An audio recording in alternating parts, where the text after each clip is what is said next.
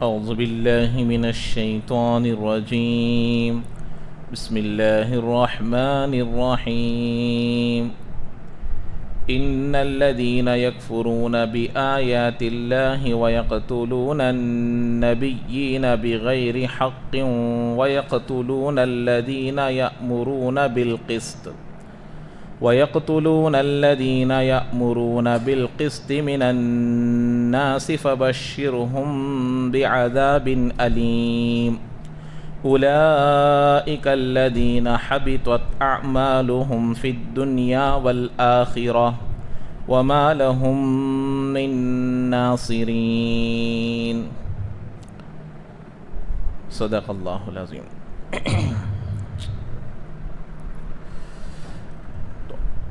تو سورہ آل عمران کا جو پہلا اور دوسرا رکوع ہے ختم ہو چکا ہے۔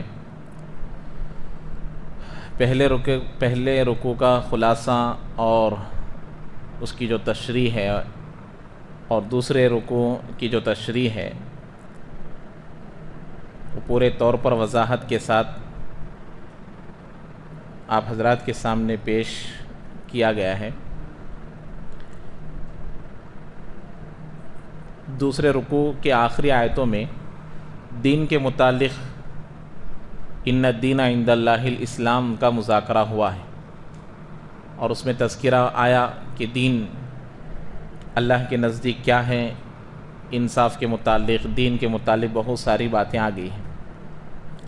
یہاں پر ایک بات سمجھنے کی ہے، سورہ اعراف میں اللہ تبارک و تعالی اور شیطان کی جو آپس کی بات چیت ہے اس کا تذکرہ اللہ تعالیٰ قرآن میں بیان کیا ہے۔ شیطان نے کہا قال انظرنی الی یوم یبعثون، اے اللہ مجھے قیامت تک مہلت دے۔ اللہ نے اس کو دھٹکار دیا، اللہ نے اس کو اپنی رحمت سے دور کر دیا، تو اس نے کہا کہ مجھے قیامت تک مہلت دے دے، کیا کروں گا؟ تو اللہ نے کہا قال انک من المنظرین، چلو تجھے مہلت مل گئی، تو قیامت تک رہے گا، جو چاہے کر لے۔ تو اس کے بعد کہا قال فبما اغویتنی لاقعدن لهم صراطک المستقیم۔ شیطان نے کہا کہ اے اللہ تو نے مجھے مہلت تو دے دیا ہے، اب میں تیرے صحیح راستے سے تیرے بندوں کو بھٹکاتا رہوں گا، تیرے بندوں کو تیرے راستے سے بھٹکاتا رہوں گا۔ تو بعض مفسرین فرماتے ہیں کہ وہ کون سا راستہ ہے؟ وہ دین کا راستہ ہے۔ اسی لیے اب معلوم ہو گیا کہ ان الدین عند اللہ الاسلام، اللہ کے نزدیک دین تو دین اسلام ہی ہے، اور شیطان وعدہ کر کر آیا ہے کہ میں اسی راستے سے ان لوگوں کو بھٹکاؤں گا، دین کا راستہ چھوڑ کر دوسرے طریقوں کو اختیار کرنے والا بناؤں گا، نبی کے راستے کو چھوڑ کر دوسرے طریقے کو اختیار کرنے والا بناؤں گا۔ لَأَقْعُدَنَّ لَهُمْ صِرَاطَكَ الْمُسْتَقِيمِ، یہ وعدہ ہے اس کا۔ اور اس کے بعد اس نے جو آگے بتایا ہے ثُمَّ لَآتِيَنَّهُمْ مِنْ بَيْنِ أَيْدِيهِمْ وَمِنْ خَلْفِهِمْ وَعَنْ أَيْمَانِهِمْ وَعَنْ شَمَائِلِهِمْ وَلَا تَجِدُ أَكْثَرَهُمْ شَاكِرِينَ۔ کیا کہہ رہا ہے؟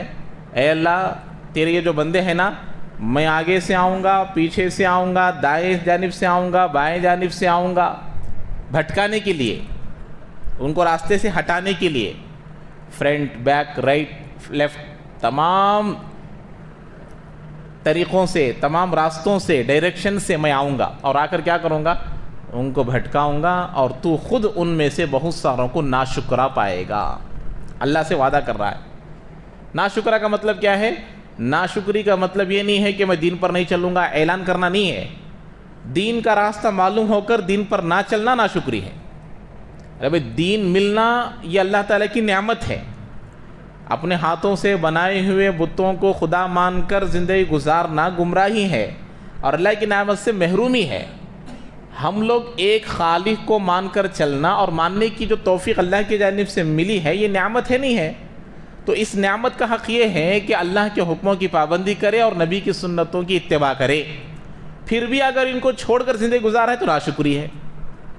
تو اسی لیے شیطان نے یہ کہا کہ تو اکثر لوگوں کو کیا پائے گا؟ ناشکرے پائے گا۔ تو بہرحال یہ ایک آیت جو سورہ اعراف کی ہے، یہاں کی اس آیت کو سمجھانے کے لیے اس آیت کو استعمال کیا جاتا ہے، تو بعض مفسرین کہتے ہیں کہ یہ اسی دین سے ہٹانے کا وعدہ یہاں شیطان اللہ سے کر آیا ہے، لیکن یہاں ان لوگوں پر اس شیطان کا نہیں چلے گا جن میں واقعی اللہ کا ڈر اور اللہ کا خوف ہو، جیسے کہ میں نے آپ لوگوں کو گزشتہ درس میں بتا دیا، واللہ بصیر بالعباد، ہمارا دین پر چلنا، ہمارا اسلام پر چلنا، ہمارا عمل کرنا، یہ صرف جسم سے ہے یا دل سے ہے؟ جو دل سے کرتے ہیں ان پر کس کا بھی نہیں چلتا، شیطان کا نہیں چلتا۔ بہرحال تو یہاں تک الحمدللہ دوسرا رکوع ختم ہو گیا۔ اب یہاں سے تیسرا رکوع شروع ہو رہا ہے۔ یہاں پر دیکھیے آیت کے شروع ہی کیا بیان کیا جا رہا ہے۔ ایک تو آپ لوگوں کو یہاں اسلام کیا ہے بتا دیا گیا۔ اسلام کس کا ہے؟ اللہ کا۔ اللہ کون ہے؟ انصاف کے ساتھ دنیا کو قائم رکھنے والا، وہ انصاف کرنے والے کا دین اسلام ہے۔ تو اب اسلام پر چلنا اللہ کو ماننے والوں پر ضروری ہے۔ لیکن یہود و نصارہ جو تھے اللہ کو مانتے تھے لیکن اللہ کا دیا ہوا دین پر ہی عمل نہیں کرتے تھے، اللہ کی دی ہوئی کتاب پر ہی عمل نہیں کرتے تھے۔ تو ان لوگوں کا تذکرہ یہاں سے شروع ہو رہا۔ اللہ فرما رہے ہیں ان الذین یکفرون بآیات اللہ ویقتلون النبیین بغیر حق، وہ لوگ یقیناً وہ لوگ جنہوں نے ہماری آیتوں کا انکار کیا۔ اب انکار کا مطلب نہ چلنا، نہ ماننا، عمل نہ کرنا۔ یہود و نصارہ تو پورے طور پر اعلان کے ساتھ علانیہ انہوں نے انکار کر دیا کہ ہم عمل نہیں کریں گے، ہم نہیں مانیں، وہ بعد میں تذکرہ آئے گا۔ اب اگر مسلمانوں میں بھی اگر کوئی ایسے ہیں تو وہ بھی انکار کرنے والے ہیں، وہ بھی نہ ماننے والے ہیں۔ یہاں ایک تفصیل بیان کی گئی ہے، ایک لفظ بیان کیا گیا ہے وَيَقْتُلُونَ النَّبِيِّينَ بِغَيْرِ حق، وہ نبیوں کو ناحق قتل کرتے تھے۔ کیسا کرتے تھے؟ ناحق قتل کرتے تھے۔ تو مطلب کیا ہوا؟ حق پر قتل کرنا جائز ہے، تو نبیوں کو حق کے ساتھ بھی قتل کیا جا سکتا ہے، نعوذ باللہ ہے۔ تو اللہ کیا لفظ لاگے؟ بغیر حق، بغیر حق کے۔ اس لیے کہ یہ لفظ اس لیے استعمال کیا جاتا ہے، یہاں گناہ کے سنگینی کو بیان کرنا ہے، گناہ کے کیا بولتے گاڑھے پن کو بتانا، یعنی بڑا گناہ کو بتانے کے لیے اس لفظ کو استعمال کیا جاتا۔ قتل کرنا گناہ ہے، اچھی چیز ہے، گناہ ہے۔ اس کے ساتھ اور ایک صفت کو بیان کیا جا رہا ہے ناحق، جیسے معصوم بچے کو ناحق مار ڈالا، ہوئی معصوم بچے کو ناحق مار ڈالا، یعنی مارنا تو گناہ ہے، اور گناہ پر اور گناہ بتانے کے لیے کہتے ہیں ناحق۔ تو ایسا اللہ بیان کر رہے ہیں کہ نبیوں کو مارنا، کسی کو مارنا، قتل کرنا گناہ ہے، نبیوں کو قتل کرنا اور بڑا گناہ، اور وہ بھی ناحق۔ تو یہ بتانے کے لیے سنگینی کو، گناہ کے زیادہ اشد یعنی کہ زیادہ سخت ہونے کو بیان کرنے کو ایسے لفظ استعمال کرتے ہیں۔ بھئی انہیں قتل کر ڈالا، وہ بولتے نہیں بھئی ناحق قتل کر ڈالا بھئی، تو ایسا بولنے کے لیے اس لفظ کو استعمال کیا جاتا ہے۔ تو یہ نبیوں کو قتل کرتے تھے۔ اب یہاں آپ لوگ قرآن کو اٹھا کر دیکھیے، جہاں پر بھی اکثر و بیشتر جو ترجمہ کیے ہیں مفسرین حضرات، کیا ترجمہ کیے ہیں؟ آپ لوگ انگریزی جانتے ہیں، انگریزی میں بعض جو سینٹنسز آتے ہیں اس میں پریزنٹ کنٹینیوس کا ایک ورڈ آتا ہے جس میں معنی ہوتا ہے کرتے رہنے کا، جس کو عربی میں استمرار کہتے ہیں۔ اس میں کیا ہوتا ہے؟ کرتے رہنے کا معنی آتا ہے، کنٹینیوس، کہ جیسے وہ پلینگ کھیل رہا ہے، ایٹنگ کھا رہا ہے، گوئنگ جا رہا ہے۔ تو اس میں کیا معنی ہے؟ وہ رکا نہیں ہے، جا رہا ہے، کھا رہا ہے، کھیل رہا ہے۔ تو مطلب کیا ہے؟ وہ ابھی کام کیا ہے؟ چل رہا ہے۔ یہاں پر جو لفظ لایا ہے اللہ تعالیٰ مضارع کا، عربی میں مضارع کا حال کا معنی بھی آتا ہے اور فیوچر کا معنی بھی آتا ہے۔ کیا مطلب؟ وَيَقْتُلُونَ النَّبِيِّينَ، وہ لوگ نبیوں کو قتل کرتے ہیں۔ اس کا ترجمہ جو کریں گے مفسر کیا کریں گے؟ کرتے ہیں، ناحق۔ وَيَقْتُلُونَ الَّذِينَ يَأْمُرُونَ بِالْقِسْطِ مِنَ النَّاسِ، اور لوگوں میں سے جو انصاف کا حکم کرتے ہیں ان کو بھی قتل کرتے ہیں۔ اچھا، اب آپ لوگ میں آپ لوگوں کو سوال کر رہا ہوں، ایک دینی سوال ہے۔ اللہ کے نبی سے پہلے کون سے نبی آئے؟ کون سے نبی آئے؟ حضرت عیسیٰ علیہ السلام آئے. عیسیٰ علیہ السلام کے بعد ہمارے نبی ہی آئے. درمیان میں کوئی نبی آئے؟ تقریباً 550 سال کا فاصلہ ہے. کوئی نبی آئے؟ نہیں آئے. تو جب آئے نہیں تو قتل بھی نہیں کرے. لیکن اللہ کیا بول رہے ہیں؟ ارے سمجھیں گے تو بات سمجھ میں آئے گی. اللہ کیا بولتے ہیں؟ قتل کرتے ہیں. حالانکہ حضرت عیسیٰ کے بعد کوئی نبی آئے نہیں. تو پھر اللہ کئی کو بولتے ہیں کہ قتل کرتے ہیں، حالانکہ کوئی نبی آئے نہیں، تو قتل کہاں سے ہوا؟ تو کیا مطلب اس آیت کا؟ تو کیا اس کا مطلب ہے اس لفظ کا؟ بات سمجھ میں آئی؟ سوال سمجھ میں آ گیا؟ سوال یہ ہے کہ اس کا ترجمہ پریزنٹ کنٹینیوس یا فیوچر کنٹینیوس، جیسے کہ کرتے رہنے کا، آگے جا کر کریں گے، کرتے رہیں گے، استمرار کا معنی. کانا یاکلو، وہ کھاتے تھے یا کھائیں گے. اس طریقے سے جو عربی میں الفاظ آتے ہیں، اس انگلش میں بھی ہیں، انگریزی، ہر زبان میں ہوتے ہیں. وہ جو اصول جانتے ہیں وہ بات کریں گے، اس کا لفظ سمجھ میں آتا ہے. ہمارے زبان میں سمجھے کھا رہا ہے، پی رہا ہے، سو رہا ہے، تو کرتے رہنے کا معنی. وَيَقْتُلُونَ النَّبِيِّينَ، وہ نبی کو قتل کرتے ہیں. یہاں پریزنٹ کا معنی ہے. تو یہاں لفظ ہے نبی علیہ السلام کے زمانے تک کوئی نبی آیا نہیں، اور جب آیا نہیں تو قتل بھی نہیں ہوا. تو پھر اللہ نے ایسا کیوں بیان کیا کہ قتل کرتے ہیں؟ تو اس کا جواب سمجھنے کے لیے ایک حدیث کو بیان کرنا ضروری ہے. اللہ کے نبی علیہ السلام نے فرمایا القاتل والمقتول کلاہما فی النار. قتل کرنے والا اور قتل کیا جانے والا، قتل کرنے والا قاتل، مرنے والا مقتول، دونوں کہاں جائیں گے؟ جہنم میں جائیں گے. صحابہ جب اس جملے کو سنے تو حیران ہو گئے. دونوں قتل کر لیے، یہ شہید نہیں، آپس میں جھگڑا کر کے، آپس میں لڑائی کر کے اس میں سے ایک مر گیا، ایک بچ گیا. تو اللہ کے نبی بول رہے ہیں قاتل جو مرڈر کیا ہے وہ بھی، اور جو ڈیڈ باڈی ہے وہ بھی، دونوں کہاں جائیں گے؟ جہنم میں جائیں گے. کلاہما فی النار. صحابہ کو مطلب سمجھ میں نہیں، حیران ہو گئے. ما بال المقتول یا رسول اللہ، اے اللہ کے رسول، قاتل کا جہنم میں جانا تو سمجھ میں آ رہا، لیکن مقتول کیوں جہنم میں جائے گا؟ تو اللہ کے نبی علیہ السلام نے فرمایا کیونکہ وہ بھی اس کے قتل کرنے کا متمنی تھا، حریص تھا. اگر اس کو طاقت زیادہ ہوتی تو یہ قاتل کے بجائے وہ قاتل بن جاتا. تو معلوم ہوا اس کا جو انٹینشن ہے، اس کا جو ارادہ ہے، کیا ہے؟ قتل کرنے کا تھا. لیکن چانس نہ ہونے کی وجہ سے، طاقت کم ہونے کی وجہ سے اس نے کیا نہیں کیا؟ قتل نہیں کیا. وہ مغلوب ہونے کی وجہ سے، وہ ویک ہونے کی وجہ سے اس کے مقابلے میں اس کو قتل کرنے کا چانس نہیں ملا، تو مقتول ہو گیا. قاتل کے بجائے مقتول بن گیا. تو اس کے ارادے کی وجہ سے، اس کے انٹینشن کی وجہ سے اللہ تعالیٰ اس کو کہاں ڈالیں گے؟ جہنم میں ڈالیں گے. تو یہ بات سمجھ میں آ گئی.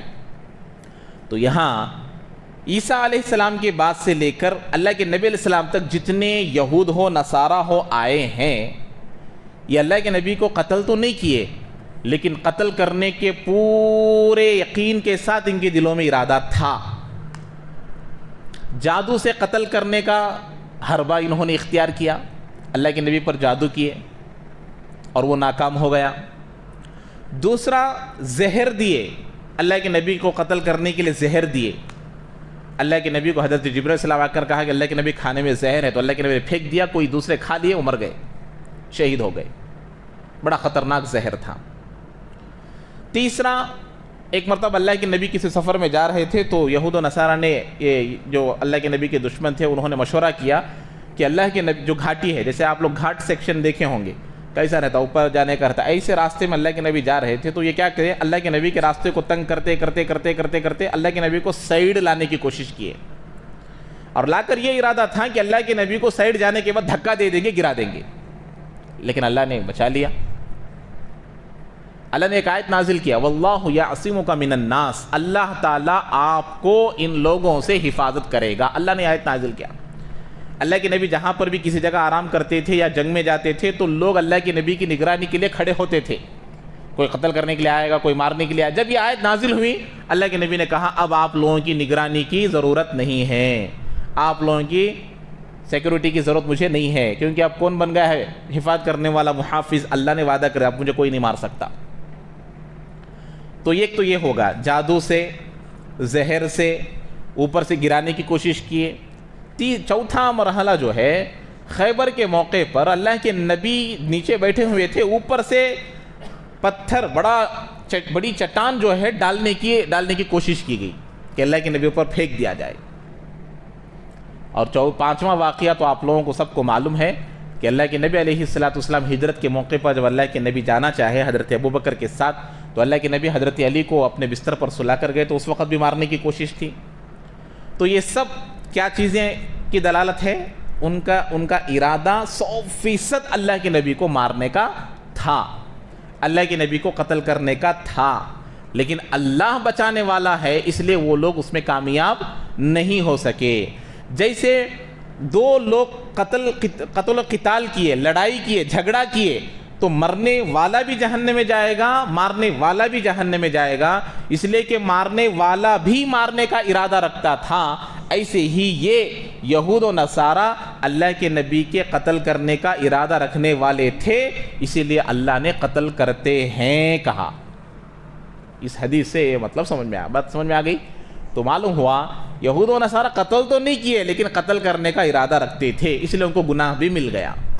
اب یہاں سے یہ بات ہم کو سمجھ میں آتی ہے آج کے سچویشن کے حساب سے، کاش اگر اللہ میرے دوست کے جیسا مجھے بھی مال دیتا تو میں بھی فلاں گناہ کا کام کرتا۔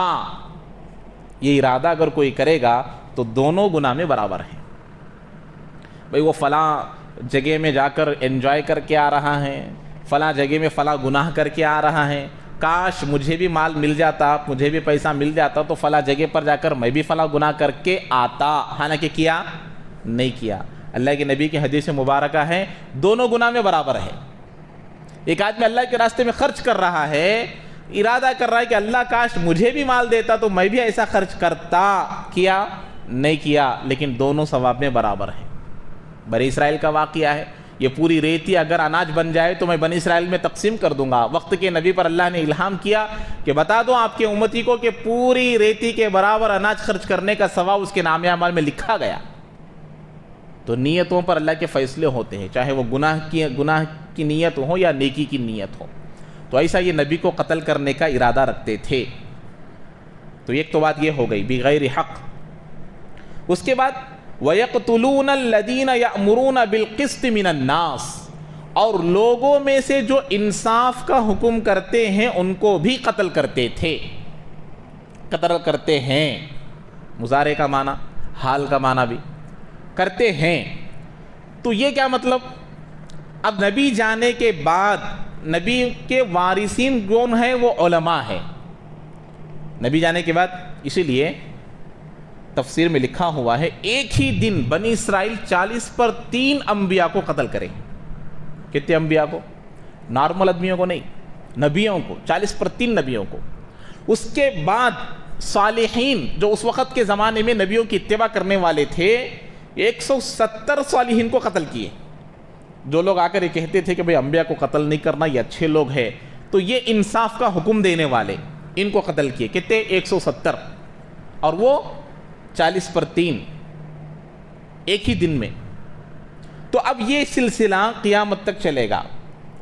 اب دنیا میں اگر کوئی علماء کے دشمن ہے حق بولنے کی وجہ سے، تو یہ اسی زمرے میں آنے والے ہیں۔ اسی لیے حدیث پاک آپ نے دیکھا ہے کہ احب للہ و ابغض للہ، علامہ سیوطی رحمۃ اللہ علیہ اس حدیث کی تشریح میں لکھے ہیں کہ فرماتے ہیں کل قیامت کے دن ایک اللہ کا بندہ اللہ کے نبی کا وارث اللہ کے سامنے کھڑا ہوگا، تو اللہ پوچھیں گے کہ اے میرے بندے تو نے کیا کیا؟ تو کہے گا کہ اللہ میں تیرے دین کو پھیلایا، اشاعت کیا، تحفظ کیا۔ تو اللہ تعالیٰ کہیں گے یہ ہوا احب للہ، یہ کیا ہوا؟ اللہ کے لیے محبت کرنا، اللہ کے لیے دین کی دعوت دینا، اللہ کے لیے دین کا کام کرنا۔ اچھا ابغض للہ بھی کیا ہے کہ میرے لیے کوئی تیرا دشمن بھی تھا، یہ اللہ سوال کریں گے۔ تو احب للہ تو ہے، اللہ کے لیے محبت کرنا تو ہے، اللہ کے لیے کوئی میرا دشمن بھی ہے یہ نہیں کرنا، بول کو بڑے آدمیوں کو بول دیا، انہیں دشمن بن گیا۔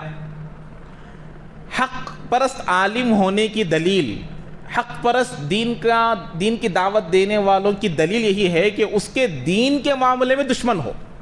دنیا کے لیے تو انلیمیٹڈ دشمناں ہیں ہمارے، لیکن دین کے خاطر ہے. وہ اللہ سوال کریں گے کل، ابغض للہ، اللہ کے لیے دشمنی کرنا اور اللہ کے لیے دشمنوں کو مول لینا.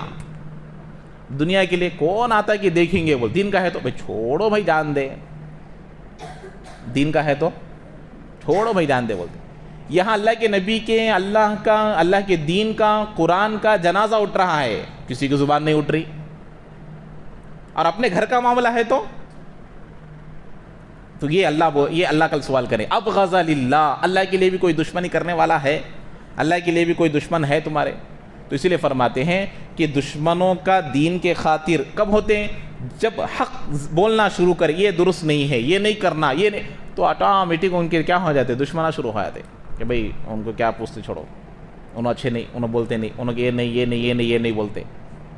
تو یہ دین ہے. یہاں اسی فرما رہے ہیں وہ ان لوگوں کو بھی قتل کرتے تھے جو لوگوں میں سے انصاف کا حکم کرتے تھے. انصاف کا حکم کرنا تو یہ ایک دلیل ہے. اللہ کے نبی علیہ الصلوۃ والسلام کے زمانے کے بعد جو انبیاء کے وارثین آئیں گے ان کے دشمن ہوں گے جو انصاف کا حکم کریں گے. یہ انصاف کا حکم کرنا ہے. اسی لیے اب انبیاء کے جو دشمن ہوں گے ان کی کامیابی کی ایک دلیل کیا ہے؟ اللہ تعالیٰ بخاری شریف کی ایک حدیث ہے. اللہ تعالیٰ فرماتے ہیں من عادی لی ولی فقد آذنتہ بالحرب. اللہ تعالیٰ فرماتے ہیں جو کوئی میرے ولی کا دشمن بنے گا یا دشمنی کرے گا اس کے لیے میرا جنگ کا اعلان ہے. اب کون ہو اللہ کا ولی؟ جو اللہ کے لیے دشمنوں کو مولنے والا بھی ہو، اللہ کے لیے دوست بنانے والا بھی ہو. تو یہ ون سائڈ نہیں، ٹو سائڈ، یہ ہے تو بھی ریڈی، وہ ہے تو بھی ریڈی. ایسے لوگوں کے بارے میں اللہ کہہ رہے ہیں کہ جو میرے ایسے ولی کی دشمنی کرے گا میں اس کے لیے جنگ کا اعلان کرتا ہوں. اب کیا اس کی خیریت ہوگی؟ اسی لیے جو حق پرست علماء کے مخالفین ہیں آپ لوگ ان کا خاتمہ دیکھیے، ان کا دنیا سے جانے کی حالتوں کو دیکھیے، وہ کیسا جاتے ہیں. حق پرست علماء کی دشمنی کرنے والے، اللہ حفاظت فرمائے. اس لیے رمضان میں ایک واقعہ سنایا تھا میں آپ لوگوں کو. ایک کفن چور آدمی کو جب سوال کیا گیا کہ بھائی جب تم کفن چراتے تھے تو اکثر و بیشتر میت کا، مردوں کا جو ناش لگتے ہو تم لوگ، ان کا جو چہرہ تھا کس طرف تھا؟ کہا کہ میں اکثر و بیشتر چہروں کو دیکھا تو قبلے سے مڑے ہوئے تھے. تو کہا کہ بھئی جب ہم لوگ دفناتے ہیں تو قبلے کی طرف چہرہ کر کے دفناتے ہیں. تو یہ سوال وہاں جو بڑے اللہ والے تھے ان کے پاس جا کر اس کا سوال کیا گیا. تو کہا اس کی دو وجہ ہے، اس میں سے ایک وجہ یہی ہے کہ جو علماء کی قدر نہیں کرتے یا علماء کی دشمنی کرتے ان کو یہ سزا ملے گی. تو اسی لیے وَيَأْمُرُونَ بِالْقِسْطِ، جو لوگ انصاف کا حکم کرتے ہیں ان کو بھی قتل کرتے. چلو اب ہمارا آپ کا قتل کرنا تو نہیں، قتل تو نہیں کرتے، نبی تو نہیں ہے قتل کرنے کے لیے، نعوذ باللہ، ہم تو ایسا نہیں کرتے. لیکن کیا مطلب؟ نبی کا حکم اور دینداری کا حکم، نبی کا حکم اور بدعت کا حکم، نبی کا حکم اور ہمارے خواہشات کا حکم سامنے آیا. سامنے آنے کے باوجود بھی یہ نبی کا طریقہ ہے، یہ نبی کا طریقہ نہیں ہے، یہ اللہ کے نبی کا حکم ہے، یہ اللہ کے نبی کا حکم نہیں ہے. بولنے کے باوجود بھی اللہ کے نبی کے حکم کو پیٹھ پیچھے ڈال کر بدعت کو اختیار کرنا یا دنیا کے راستے کو اختیار کرنا، یہ نبی کو قتل کرنے کے مترادف ہے. ارے چھوڑنا، اس لیے کہا نا کہ اللہ کے نبی کے دین کو چھوڑنا، اللہ کے نبی کے طریقے کو چھوڑنا. اس لیے حضرت ابوبکر نے کیا کہا کہ بھئی میں زندہ ہوں اور دین میں کچھ کمی نہیں ہو سکتا، میں مرنا جب کمی کرو. تو اسی لیے فرماتے ہیں کہ یہ ایک بات سمجھنے کی ہے کہ اللہ کے نبی کو قتل کرنے کے مترادف. جب جان کر نہیں کرنا، عمل نہیں کرنے کا کیا مطلب؟ ایک تو یہ، اور علماء کی مخالفت کرنا اس وجہ سے کہ یہ ہمارے آڑ میں آ رہے ہیں، ہمارے آڑ میں آ رہے ہیں، تو وہ ان کو بھی قتل کرنے کے مترادف ہے کہ ان کی بات کو نہ ماننا. اچھا اس کے بعد دیکھیں تو اللہ تعالیٰ اب ان کے بارے میں فَبَشِّرْهُمْ بِعَذَابٍ عَلِيمٍ، جو نبیوں کو قتل کرتے ہیں اور جو ان کے وارثین کو قتل کرتے ہیں، انصاف کا حکم کرنے والوں کو قتل کرتے ہیں، آپ ان کو دردناک عذاب کی خوشخبری دیجئے. فبشر، بشیر نام سنے ہوں گے، نذیر ڈرانے والا، بشیر خوشخبری دینے والا، یہ نبی کے ناموں میں سے ہے۔ فبشر امر کا صیغہ ہے، آپ خوشخبری دیجئے۔ ارے بھئی عذاب کہتے خوشخبری کہتے، عذاب کہتے خوشخبری کہتے، کیا مطلب؟ آپ لوگ معلوم ہے مکتب میں مدارس میں جب پڑھتے ہیں تو یہ واقعہ پیش آتا، حفظ کے مدرسے میں اکثر و بیشتر پیش آتا۔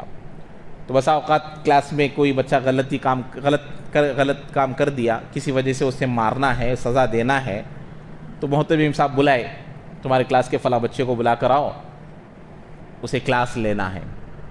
تو اب انہیں کہاں کی کھیل لے کو بڑا ہے بندہ، تو آ کو بولے بھائی محترم صاحب بلا رہے آنا کہتے، تو جب اسے مارنے کو واسطے بلا رہے کا تو بولتا نہیں، انہیں کیا بولتا؟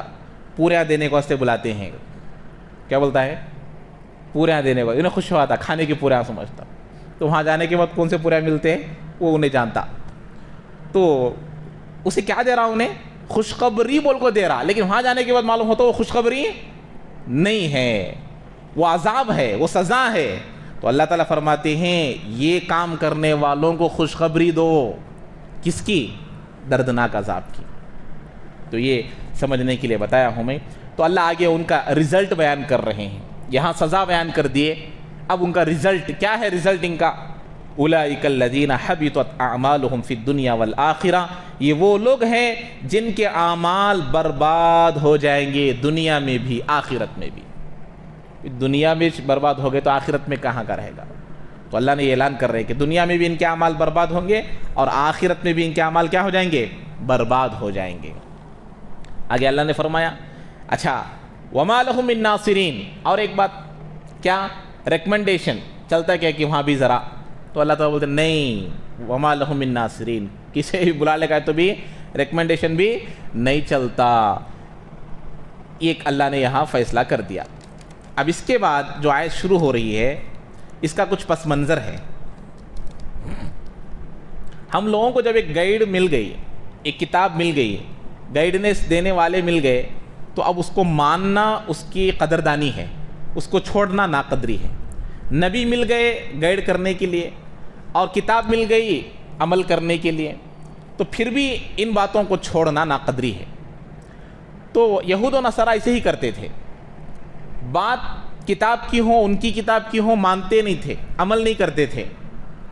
اسی لیے اللہ نے فرمایا نا سورہ جمعہ میں مثل الذین حملوا التوراۃ ثم لم يحملوها كمثل الحمار يحمل اسفارا، وہ جو جن کو تورات دی گئی تھی بنی اسرائیل کو، انہوں نے کہا کہ ہم عمل کریں گے، ہم اس کے موافق زندگی گزار کر دکھائیں گے، پھر اس پر عمل نہیں کیے، تو اللہ تعالیٰ ان کو بولتا ہے کہ یہ گدھے ہیں، گدھے۔ کیا ہے یہ؟ گدھے ہیں جو لے لیے اور عمل نہیں کرے۔ ہمارے استاد محترم اس کے بارے میں نصیحت کرتے ہوئے فرماتے تھے جیسے گدھے کے اوپر کوئی بڑی بڑی کتابیں رکھ دیے تو کیا وہ ان کتابوں کو پڑھنے والا بن جائے گا کیا؟ جب تک عمل نہیں کریں گے اس کو یہ نہیں کہا جائے گا۔ تو ایسے ہی یہاں پر بھی علم حاصل کرنا نہیں ہے، معلومات کا نام علم نہیں ہے، عمل کا نام علم ہے۔ اب معلوم ہوگا یہ کام نہیں کرنا تو عمل کرنا۔ تو ایسا یہود و نصارہ جاننے کے باوجود عمل نہیں کرتے تھے، اور جو ان کے مزاج کے خلاف رہتا تھا ان باتوں کو چھوڑ دیتے تھے، ڈیلیٹ کر دیتے تھے۔ ایک واقعہ پیش آیا، کیا ہوا؟ ایک یہودی اور یہودیہ دونوں نے زنا کر دیا۔ اب اس کی جو سزا تھی بڑی سخت سزا تھی، رجم کرنے کی تھی۔ تو وہ لوگ دیکھیں بڑے شریف گھرانے کے تھے۔ یہود و نصارہ میں ایک مزاج تھا، مالداروں کو سزا نہیں دیتے تھے، غریبوں کو بڑی سخت سے سخت سزائیں دیتے تھے۔ تو جب ان کو یہ بات معلوم ہوئی کہ بھائی اللہ کے نبی علیہ السلام کے پاس جائیں گے، وہاں بھی ذرا کم سزا ہوگی، میرے ہم لوگوں کا خیال ہے کہ وہاں بھی کم سزا ہوگی، تو اللہ کے نبی کے پاس آئے، یہ دونوں ایسا کر دیے ہیں۔ تو اللہ کے نبی نے کہا تمہاری شریعت میں کیا سزا ہے؟ تمہاری تورات میں کیا سزا ہے زنا کرنے کی؟ تو کہا ہمارے شریعت میں دونوں کو منہ کالا کر کے گاؤں پھرانا ہے، بس دونوں کو منہ کالا کر کے پھرانا ہے بس۔ تو اللہ کے نبی نے کہا کہ تم لوگ اپنی تورات لے کر آؤ دیکھیں گے۔ تو اس میں عبداللہ بن سوریہ، بہت بڑا عالم، کیا ان کا نام؟ ان کا جو عالم تھا عبداللہ بن سوریہ، سعد کے ساتھ، تو وہ کتاب لے کر آیا پڑھنے کے لیے۔ عبداللہ بن سلام رضی اللہ تعالیٰ عنہ جو یہودی تھے بعد میں عالم بن گئے، ان کا واقعہ تو آپ نے سنا کہ اونٹ کا گوشت نہیں کھاتے تھے، اللہ نے آیت ہی نازل کر دیا. تو یہ معلوم ہے کہ اللہ کے نبی بات نہیں مانیں گے، یعنی کہ اللہ کے نبی کی بات یہ لوگ نہیں مانیں گے. تو اب وہ آ گیا. اب آنے کے بعد تورات لے کر آیا، کہا کہ تورات پڑھو. پڑھتے گیا. جیسے ہی وہ رجم کی آیت آئی اس کو چھوڑ دیا. عبداللہ بن سلام رضی اللہ تعالیٰ عنہ فوری طور پر لقمہ دیے کہ اللہ کے نبی یہ آیت چھوڑ رہا ہے جس میں رجم کا حکم ہے. تو اللہ کے نبی تو پوچھا کہ بھئی وہ آیت تم نے کیوں چھوڑا جس میں رجم کا حکم ہے، جس میں سزا کا حکم ہے؟ کہا ہم نے اس میں چینجز کر دیے، ہم نے اس میں تبدیلی کر دیا. تو کہا بھئی جس کتاب تمہارے اوپر نازل ہوئی ہے وہ کیا بولتے تھے؟ قرآن کو مانو بولے تو کیا بولتے تھے؟ ہمارے اوپر جو کتاب نازل ہوئی اسے مانتے، ہمارے جو نبی بولے اسے مانتے. تو یہ میں تو آپ کو بولا تھا 2 ہفتے پہلے، ہمیں ہمارے بڑے کیا بولے ہمیں وہ مانتے، ہمارے دادا دادی کیا بولے وہ مانتے، وہ کرتے. تمہیں بولے سے ہمیں نہیں کرتے. آج بھی ہمارے زمانے میں چل رہا، یہ ان کی عادت تھی. تو ہمیں یہ سب باتیں نہیں مانتے، اس لیے ہمیں اس میں چینج کر دیے. تو اللہ کے نبی اب یہاں اللہ بولتا ہے خود تمہاری کتاب پر تم عمل نہیں کر رہے، خود تمہاری باتوں پر تم عمل نہیں کر رہے، خود تمہارے نبی کی بات تم نہیں مان رہے کہ اس میں رجم کا حکم ہے اور تم رجم کرنے کے لیے تیار نہیں ہو. عبداللہ بن سلام رضی اللہ تعالیٰ عنہ ایک مرتبہ اللہ کے نبی سے کہا کہ آپ میرے بارے میں میری قوم سے پوچھو، ایو رجل عبداللہ منکم، تم میں عبداللہ بن سلام ہے نا وہ کیسا آدمی ہے؟ تو سب لوگوں نے کہا قالوا خیرنا وابن خیرنا، وہ ہمارے یہاں بہت معزز آدمی ہے، بہت شریف آدمی ہے، معزز آدمی کا بیٹا ہے، شریف آدمی کا بیٹا ہے، سیدنا وابن سیدنا، بہت اعلیٰ قسم کا آدمی ہے. تو اللہ کے نبی نے کہا ارأیتم ان اسلم عبداللہ، تمہارا کیا خیال ہے اگر عبداللہ بن سلام مسلمان ہو جائے؟ تو کیا بولتے دیکھو، فقالوا اعاذہ اللہ من ذالک، ہم اللہ کی پناہ چاہتے ہیں عبداللہ بن سلام کی اس کام سے کہ وہ مسلمان ہو جائے. جیسے اعوذ باللہ من الشیطان الرجیم پڑھتے ہیں نا، ویسا بولتے ہیں کہ اللہ عبداللہ بن سلام کی اسلام سے حفاظت کرے. اعاذہ اللہ من ذالک، اللہ حفاظت فرمائے. تو عبداللہ بن سلام رضی اللہ تعالی باہر آئے، آ کر کلمہ پڑھے. کیا کرے؟ کلمہ پڑھے. اشہد ان لا الہ الا اللہ واشہد ان محمدا عبدہ ورسولہ. جیسے ہی کلمہ پڑھے، شرنا وابن شرنا، ارے یہ بدبخت آدمی ہے، بڑا خراب آدمی ہے، خراب آدمی کا بیٹا ہے، ناحق آدمی کا گالیاں دینا شروع کر دیے. اسی عادت کو اللہ نے قرآن میں بیان کیا، وَيَنْقُصُونَ عَهْدَ اللَّهِ مِنْ بَعْدِ مِيثَاقِهِ، اللہ کے وعدوں کو مضبوط ہونے کے بعد توڑ دیتے ہیں. اب تو کیا بولے؟ اچھے آدمی بولے. اب تو کیا بولے؟ صحیح آدمی بولے. اب کیا کر دیے؟ توڑ دیے. اسی لیے یہ تو واقعہ 1400 سال پہلے کا، اور اللہ نے خود بیان بھی کر دیا وَيَقْطَعُونَ مَا أَمَرَهُمْ، اور وہ اللہ کے وعدوں کو توڑتے ہیں. ابھی کا واقعہ میں آپ لوگوں کو سناتا ہوں. اسرائیل کتنی مرتبہ جنگ بندی کا اعلان کیا اور کتنی مرتبہ توڑ دیا؟ توڑا نہیں توڑا؟ تو ان کی عادت ہے توڑنا، ان کی عادت ہے نہیں ماننا. اب جیسے ہی رجم کا حکم آیا نہیں مان رہے، ہم اسے نہیں مانتے کا تو بول دیے. تو یہ عادت اگر ہمارے اندر بھی آ گئی تو ہمارے اور ان کے درمیان کوئی فرق نہیں، یہودیوں میں اور مسلمان میں کوئی فرق نہیں رہے گا. ایک جماعت کی شکل میں ہو، تنہائی شکل میں ہو، گاؤں کی شکل میں ہو، یا پوری قوم کی شکل میں ہو، اگر یہ عادتیں ہمارے اندر آ گئیں تو ان میں اور ہمارے میں کوئی فرق نہیں رہے گا. اسی لیے اللہ کے نبی علیہ السلام نے فرمایا کہ یہ عادت کتاب ہونے کے باوجود کتاب کو نہ ماننا، وہ تورات کو نہیں مانتے تھے اور ہم قرآن کو نہیں مان رہے، وہ موسیٰ کو نہیں مانتے تھے ہم ہمارے نبی کو نہیں مان رہے، تو کیا فرق ہو گیا؟ اللہ کے نبی کی پیشن گوئی ہے کہ اللہ کے نبی علیہ السلام نے فرمایا لَيَأْتِيَنَّ عَلَىٰ أُمَّتِي مَا أَتَىٰ عَلَىٰ بَنِي إِسْرَائِيل، بنی اسرائیل میں جو کچھ ہوا میری امت میں ہو کر رہے گا، ہو کر رہے گا. حَذْوَ النَّعْلِ بِالنَّعْلِ، ایک جوتا دوسرے جوتے کے برابر جیسے ہوتا ہے، بنی اسرائیل بھی اور امت محمدیہ بھی برابر سرابر رہے گی. حَتَّى إِنْ كَانَ مَنْ يَأْتِي أُمَّهُ عَلَانِيَّةً، اگر اس میں کوئی آدمی اپنے ماں کا منہ کالا کیا ہوگا وَكَانَ فِي أُمَّتِي مَن يَصْنَعُ ذَلِكَ، تو میری امت میں ایسا آدمی پیدا ہوگا جو اپنی ماں کا منہ کالا کرے گا. اتنے برابر چلیں گے. تو میں یہ بتانے کا مطلب ہے ہو کر تو رہے گا. اللہ کے نبی کی پیشن گوئی جھوٹ نہیں ہوگی. قرآن جانتے ہیں عمل نہیں کرنے والے پیدا ہوں گے اور ہو رہے ہیں. اور اسی طریقے سے نبی کی بات کو سنیں گے اور دیکھیں گے، سب کریں گے، عمل نہیں کریں گے. اس پیشن گوئی کے عمل کرنے والے ہمیں کہیں کو بننا، اس پیشن گوئی کی پریکٹیکلی عمل کرنے والے ہمیں کہیں کو بننا. ہمیں کس میں ہونا؟ اللہ کے نبی کو ماننے والوں میں ہونا، اللہ کے نبی کی اتباع کرنے والوں میں ہونا. یہ یہاں پر بتایا جا رہا. اس لیے پیشن گوئی پوری ہو کر رہے گی کہ کتاب ہاتھ میں ہے، عمل نہیں کریں گے، نبی کی تعلیمات سامنے ہیں، عمل نہیں کریں گے. اسی لیے فرماتے ہیں الم تر الی الذین اوتوا نصیبا من الکتاب یدعون الی کتاب اللہ لیحکم بینہم ثم یتولی فریق منہم وہم معرضون. تو حکم ماننے کے لیے تیار نہیں ہوئے. بھائی ان کو کیا کرنا ہے؟ اب رجم کرنا ہے. لیکن اللہ کے نبی اس آیت کو، ان کے پاس تورات پہ جو آیت تھی اس آیت کو لیے اور عمل کرائے، تورات کے موافق دونوں کو رجم کرائے، دونوں کو سزا دلوائے. تو اس لیے اللہ نے فرمایا کیا آپ نے نہیں دیکھا ان لوگوں کو جن کو کتاب کا ایک حصہ دیا گیا تھا، پھر ان کو اللہ کی کتاب کی طرف بلایا گیا تاکہ اللہ کی کتاب کے برابر ان کے درمیان فیصلہ کر سکے. ثم یتولی فریق منہم، پھر ان میں سے ایک جماعت انکار کرتے ہوئے، روگردانی کرتے ہوئے چلے گئی. نہیں مانتے ہمیں، نہیں کرتے ہمیں. آج بھی یہ چلتا ہے. اللہ کے نبی کی پیشن گوئی یہی ہے. ہمارے پاس تعلیمات ہیں، ہمارے پاس قرآن ہے، سب ہے، ہونے کے باوجود بھی ہمیں عمل نہیں کر رہے. کیا نکاح ہمارا دین کے موافق ہے؟ کیا زندگی ہماری دین کے موافق ہے؟ معاملہ ہماری دین کے موافق ہے؟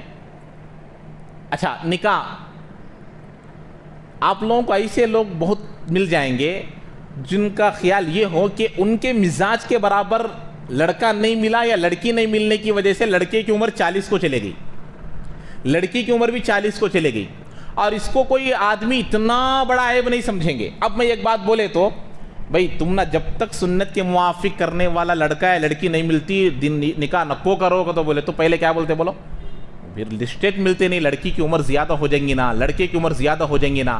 ایسے کتنے لوگ ہیں جو ان کے مزاج کے موافق لڑکا نہ ملنے کی وجہ سے لڑکی کی عمر 40 ہو گئی، اور لڑکی نہ ملنے کی وجہ سے لڑکا نہ ملنے کی وجہ سے لڑکی کی عمر 40-50 ہونے کو قریب ہے، 30 پر 5 40، لیکن نکاح نہیں کر سکا ہے. تو جب دنیا کے خاطر لوگ نکاح کرے بغیر لڑکی کو 40 سال تک پہنچا سکتے ہیں، تو ایک دو ایسے بھی پیدا ہونا چاہیے جو دین کے موافق نکاح نہ کرنے کے لیے اپنی بیٹی کو 40 تک پہنچایا ہو. ہے کوئی؟ نہیں.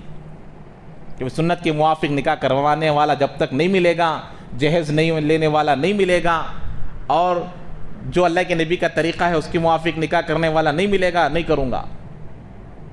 ہم ارادہ کریں گے، اللہ اسباب پیدا کریں گے، اللہ اسباب پیدا کر ضرور پیدا کریں گے. جیسے میں نے آپ کو رمضان میں ایک واقعہ سنایا تھا، اللہ اسباب کے محتاج نہیں ہے، اللہ اسباب کے محتاج نہیں ہے. ایک آدمی لکھنؤ میں رہتا تھا. اس آدمی کا مزاج کیا تھا؟ ہر ایک کے جنازے میں جانا، ہر ایک کے جنازے میں شریک ہونا. تو لوگوں نے کہا، جیسے بعض لوگ رہتے ہیں نا عمل کرتے نہیں، عمل کرنے والوں کو کرنے دیتے بھی نہیں. تو بولے کپڑے سینے والا، بھئی تم اتنا چھوٹا کام کر لے کو، ہر ایک کے جنازے کو جالے کو ہے تو تم نہ نقصان ہو جاتا، تم نہ پیسوں کا نقصان ہوتا. بولے تو نے کیا بولا؟ بھئی میں یہ گاؤں میں نیا آیا ہوں، میں اللہ کے لیے شریک ہوتا ہوں اور اس ارادے سے بھی شریک ہوتا ہوں تاکہ لوگ میرے جنازے کو بھی آئے. نیت اچھی تھی، نیت صحیح تھی. تو 1919 کا واقعہ ہے. حضرت مولانا عبدالحی رحمۃ اللہ علیہ کا انتقال ہوا. بہت بڑے عالم دین ہے، لکھنؤ میں انتقال ہوا. اس وقت ٹیلی گرام میں، ریڈیو میں اور نیوز پیپروں میں اعلان ہوا کہ حضرت کا انتقال ہو گیا. جنازے کا وقت متعین ہو گیا، اعلان بھی ہو گیا. تو بہت سارے لاکھوں کا مجمع آیا. آنے کے بعد بہت سارے ہزاروں لوگوں کو جنازے کی نماز ملی نہیں. جنازے کی نماز ہوئی، بہت بڑا مجمع آ گیا. جیسے ہی جنازہ ہوا تو اللہ نے وہاں جو اعلان کرنے والے اعلان کرے کہ بھئی حضرت کا جنازہ تو ہو گیا ہے، لیکن جو جنازہ پڑھے ہیں اور 5 منٹ یہیں پر ٹھہرے، اور ایک جنازہ آیا ہے، سب لوگ اس کا بھی جنازہ پڑھے. وہ جنازہ ہونے کے بعد معلوم ہوا وہی کپڑے سینے والا ٹیلر کا وہ جنازہ تھا جو ہر ایک کے جنازے میں جایا کرتا تھا. حضرت کا جنازہ 2 لاکھ پڑے ہیں تو 2 لاکھ سے زیادہ اس آدمی کا جنازہ پڑے ہیں. کیوں پڑے ہیں؟ کیا اللہ اسباب کے محتاج ہے؟ نہیں ہے. حضرت کا جنازہ 1.5 لاکھ پڑے سمجھو، تو اس کا جنازہ 2 لاکھ لوگ پڑھے، جن کو حضرت کی جنازے کی نماز نہیں ملی ان لوگوں کو اس کا جنازہ مل گیا. تو اللہ اسباب کے محتاج نہیں ہے. تو اسی لیے اگر ہم پکی نیت کر ہم یہ طے کر لیں کہ ہم دین پر پورا چلیں گے، اللہ ہر معاملے میں سہولت پیدا کریں گے. نکاح کا معاملہ ہو، گھر کا معاملہ ہو، کاروبار کا معاملہ ہو، کیا بھی شکل نہیں ہے، سود لیے بغیر ہوتاچ نہیں، لون لیے بغیر ہوتاچ نہیں. ایسا آپ کو بولتے وہ نہیں لے تو مر جاتا، کیا بولنا؟ ہاں مر جاتا بولے تو لے، مر جاتا بولے تو لے لے. یہاں 600 بھائی مر جاتا بولے تو سور کھانا بھی جائز ہے. ویسے ٹائم میں تم نہ سود جائز نہیں کو تو کون بولتے؟ اسباب خواہشات کو پورا کرنے کے لیے لون کے پیچھے نہ پڑو، ضروریات کو پورا کرنے میں زندگی لگاؤ تو آپ کو انشاءاللہ اللہ تعالی حرام کاری سے بچائے گا. اللہ تعالی عمل کی توفیق نصیب فرمائے. سبحان اللہ و بحمدہ، سبحان